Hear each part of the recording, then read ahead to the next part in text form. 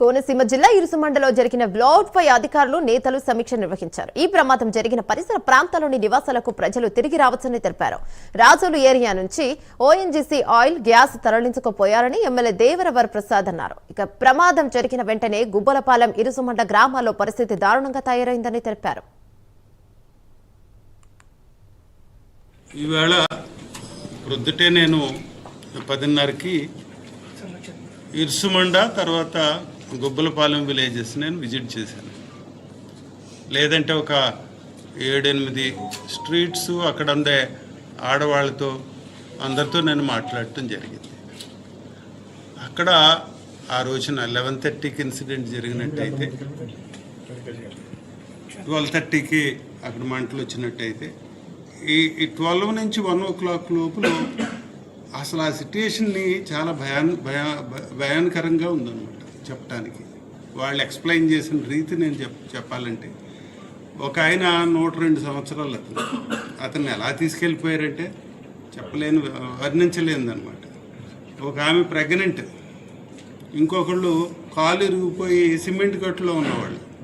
ఇట్లాగా రకరకాల సందర్భంలో ఒక ½ an hourలో గ్రామాలని వదిలి దూర ప్రాంతాలకు వెళ్ళిపోయారు. అటు అమలాపురంకి వచ్చేసిన వాళ్ళు కొంతమంది, అటు సెక్రటరీపల్లి వైపు వెళ్ళిపోయిన వాళ్ళు కొంతమంది. అలాగా helter skelter they ran away from this incident. అంత భయానకమైన సిట్యుయేషన్ అప్పుడు వచ్చింది. ఇప్పుడు స్లోగా వీళ్ళందరూ కూడా మనం చెప్తా ఉన్నాం, భయపడకండి, ఇదంతా కూడా తగ్గిపోయింది, ఎలాంటి ఇబ్బంది లేదని చెప్పి టెక్నికల్గా మనకి వాళ్ళు ఇచ్చిన ఒపీనియన్ని, వాళ్ళు ఇచ్చిన భరోసాన్ని దృష్టిలో పెట్టుకుని మనం ప్రజలకు భరోసా ఇచ్చాం. అందరికీ నమస్కారం అండి. సో 5th రోజు మండే మార్నింగ్ అట్ అరౌండ్ 11:30కి జరిగిన ఇన్సిడెంట్ అరౌండ్ 12:30కి ఇగ్నిషన్ జరిగింది. సో ఆల్రెడీ బ్రీఫ్ చేసాము రిగార్డింగ్ ద ఇష్యూ, అందరికీ తెలుసు. సో ఎస్టర్డే ఈవినింగ్కి ఎవ్రీథింగ్ వాజ్ కంట్రోల్డ్. సో అక్కడికి మన ఎంతమంది ఒక 4 villages ఎఫెక్ట్ అయ్యాయి. ఆ 4 villagesలో ఉన్న ప్రజలందరికీ కూడా they have gone back to their homes and normalcy restore అయింది. But still there are some apprehensions. అవన్నీ కూడా క్లియర్గా లోకల్ పబ్లిక్ రిప్రజెంటేటివ్స్తో, ఓఎన్జీసీ అఫీషియల్స్తో, లోకల్ పబ్లిక్ అందరికీ కూడా మాట్లాడడం జరిగింది. సచ్ దట్ ఇలాంటి ఇప్పుడు రైట్ నో అయితే దెర్ ఇస్ నో ఇష్యూ, మీరు పీస్ఫుల్గా అక్కడ ఉండొచ్చు అని చెప్పేసి కన్ఫర్మేషన్ ఇవ్వడం జరిగింది. Right now enumeration of households have been evacuated. అక్కడ ఎన్ని కొబ్బరి చెట్లు ఎగ్జాక్ట్ నెంబర్స్లో పాడైపోయాయి, ఎన్ని ఎకరాల్లో పాడైపోయింది, సో అక్కడ రీస్టోరేషన్ డ్యామేజెస్ ఏమేమి జరిగాయి, అక్కడ మనం ఎక్స్ట్రా ఏమేమి రోడ్లు వేసాము, ఎక్కడి నుంచి వాటర్ కలెక్ట్ చేస్తున్నాము, సో అవన్నీ కూడా ఎన్యూమరేషన్ జరుగుతుందండి right no.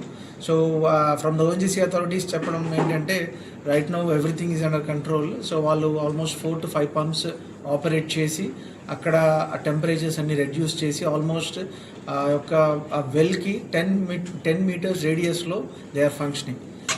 So ONGC as a national oil company, it's our responsibility to restore the well at fastest progress, and you will be happy to know that today that road to the rear part of the well is now functional, and we are extracting, removing all the debris from the well. The intensity of heat and the flame has reduced considerably, so our people are working very near to the well. So the process of debris removal has also picked up. So the positive thing is now very soon we'll be reaching near to the well, we'll be observing it, we'll have a full access to the wellhead area. Then we'll take a decision how to cap it. So very soon we'll be having a breakthrough in it. So because the fire, the intensity of the hydrocarbon depends on the reservoir, which is a natural source. So I can say that minimum say 6 to 7 days, or maybe earlier if we are lucky enough, if the pressure subsides further, and maybe little more than 6 to 7 days, 2-3 days, because it's all dependent on the nature. So